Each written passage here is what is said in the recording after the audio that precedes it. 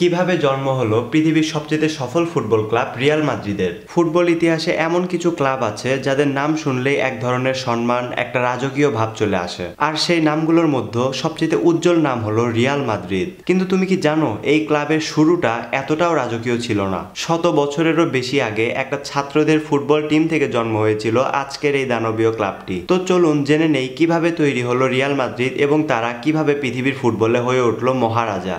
সবকিছু শুরু হয় 1879 সালে স্পেনের রাজধানী মাদ্রিদ শহরে। কিছু বিশ্ববিদ্যালয়ের ছাত্র মিলে গঠন করেছিল একটি ছোট্ট ক্লাব, ফুটবল ক্লাব স্কাই। সে সময় তারা শুধু আনন্দের জন্য খেলতো, প্রতিযোগিতার জন্য নয়। কিন্তু সময়ের সাথে সাথে তাদের মধ্যে বেশ কয়েকটি আলাদা গ্রুপ তৈরি হয় এবং 1900 সালে কিছু সদস্য দল থেকে বের হয়ে একটা নতুন ক্লাব গঠন করে যেটার নাম ছিল মাদ্রিদ ফুটবল ক্লাব। এই নামটাই পরে হয়ে যায় আজকের রিয়াল মাদ্রিদ, যদিও সেটার পিছনে রয়েছে একটা লম্বা কাহিনী। মাদ্রিদ শব্দটির আগে যেই রিয়াল শব্দটি বসানো হয়েছে সেই রিয়াল শব্দের আসল মানে হলো রয়্যাল, অর্থাৎ রাজকীয়। 1920 সালে তৎকালীন স্পেনের রাজা আলফোন্সো এই ক্লাবকে বিশেষ সম্মান দিয়ে অনুমতি দেন তাদের নামের আগে রিয়াল ব্যবহার করতে, এবং সেই বছর থেকেই তারা হয়ে যায় রিয়াল মাদ্রিদ ক্লাব দে ফুটবল। এটা শুধু একটা নাম নয়, এটা ছিল সম্মানের প্রতীক যেটা রিয়াল মাদ্রিদকে অন্য সব ক্লাবের চাইতে আলাদা করে। এরপরে প্রথম যুগের লড়াই। প্রথম দিকে রিয়াল মাদ্রিদ তেমন সফল ছিল না। তারা স্থানীয় টুর্নামেন্ট খেলতো, মাঠটি ছিল অনেক ছোট, দর্শকও ছিল অনেক কম। এবং 1912 সালে তারা নিজেরা প্রথমবার একটি মাঠ বানায় এবং সেই মাঠ থেকে জন্ম নেয় একে একে অনেকগুলো প্লেয়ার এবং তৈরি হয় শক্তিশালী একটি টিম। এর কিছুটা আগেই 1910-এর দশকে রিয়াল মাদ্রিদ জিততে শুরু করে স্থানীয় টুর্নামেন্ট এবং 1905 সালে তারা জিতে তাদের প্রথম কোপা দেল রে, যেটা ছিল তাদের ক্লাবের ইতিহাসে সর্বপ্রথম ট্রফি। এর অনেকটা লম্বা সময় পরে 1930-এর দশকে স্পেনে শুরু হয়ে যায় গৃহযুদ্ধ।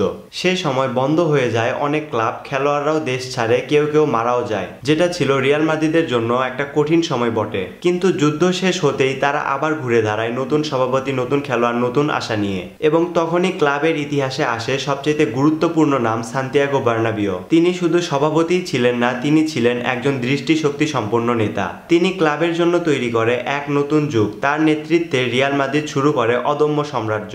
1950 থেকে 1960 এর মধ্যে তারা টানা 5 বার ইউরোপিয়ান চ্যাম্পিয়ন, অর্থাৎ বর্তমান সময়ের ইউএফএ চ্যাম্পিয়ন্স লিগ জেতে। তখন টিমে ছিল কিংবদন্তি খেলোয়াড়দের মেলা, সাথে পুস্কাস নিজেও। তাদের খেলা যেন এক শিল্প ছিল।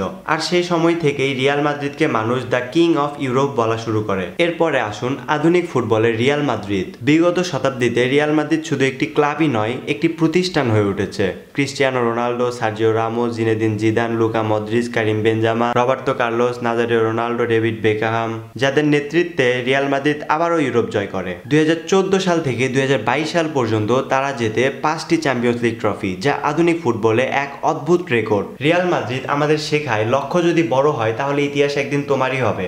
আর আপনি যদি রিয়াল মাদ্রিদের ভক্ত হয়ে থাকেন তাহলে কমেন্ট বক্সে লিখতে পারেন হালা মাদ্রিদ।